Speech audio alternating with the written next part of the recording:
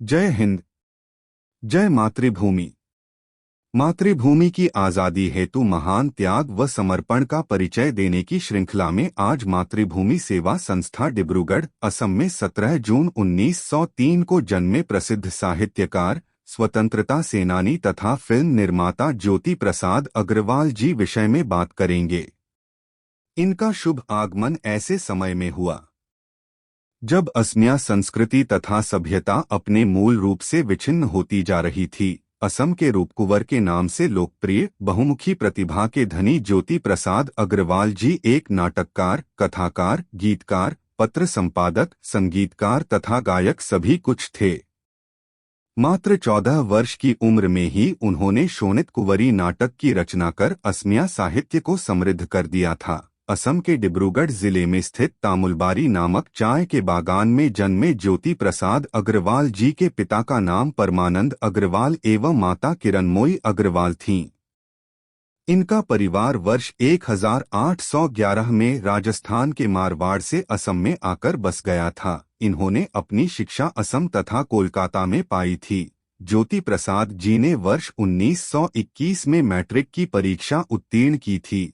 यद्यपि इस दौरान असहयोग आंदोलन प्रारंभ हो जाने पर उन्होंने पढ़ाई छोड़ दी थी, लेकिन आंदोलन रुक जाने पर कोलकाता के नेशनल कॉलेज में प्रवेश ले लिया। मुमो कोलकाता के नेशनल कॉलेज से पढ़ाई पूरी करने के उपरांत ज्योति प्रसाद अग्रवाल जी सन 1926 में इकोनॉमिक्स के अध्ययन के लिए इंग्लैंड चले गए और फिर शिक्षा पूर्ण कर सन 1930 में स्वदेश लौट आए।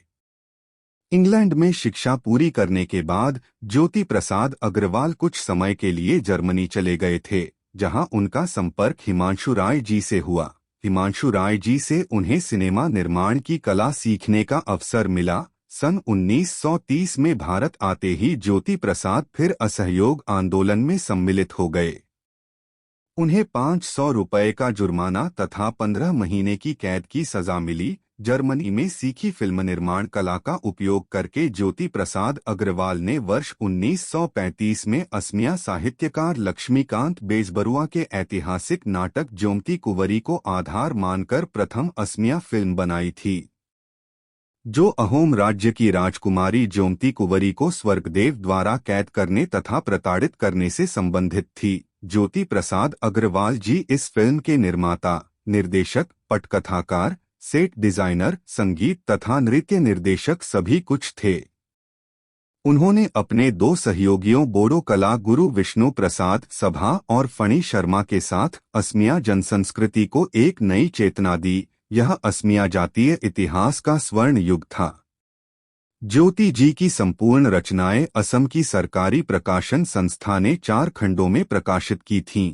उनमें 10 नाटक और लगभग इतनी ही कहानियां, एक उपन्यास, 20 से ऊपर निबंध तथा 359 गीतों का संकलन है, जिनमें प्रायः सभी असमिया भाषा में लिखे गए हैं। 3-4 गीत हिंदी में और कुछ अंग्रेजी में नाटक भी लिखे गए हैं।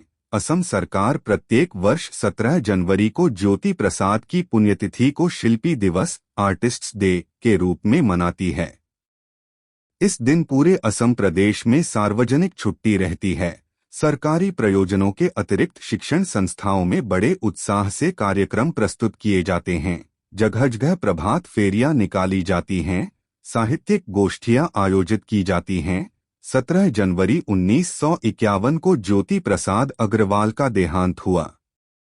उनके द्वारा लिखे गए अनेक नाटक बहुत प्रसिद्ध हुए थे। उन्होंने लोक कलाओं को भी बहुत प्रोत्साहित किया था। जय हिंद।